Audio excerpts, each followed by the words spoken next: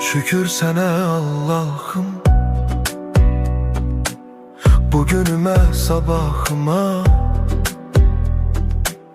Ürəyimdə bir ümid var, sen baxırsan halımıza. Şükür sana Allah'ım, yolumu düz saxla hər an.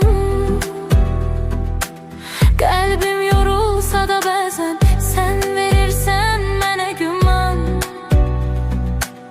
Bir addım atıram, yenə sınaq çıxır. Dünya bəzən gülür, bəzən də yandırır.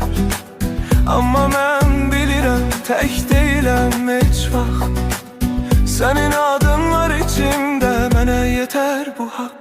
Evimə bərəkət, canıma səhət, qəlbimə təmizlik, dilimə məhəbbət. Hər kəs öz payını halal qazansın, Allahın nuru ilə qaranlıq dağılsın. Ya Rabbim gəncə güc ver, yaşlıya səbr ver. Qəmli olan ürəklərə biraz rahatlıq ver. Kim yorulub, kim ağlayıb, kim tək qalıbsa, sən çatdı köməyini, gecikmə Allah'ım. Şükür sənə Allah'ım, bugünümə sabahıma.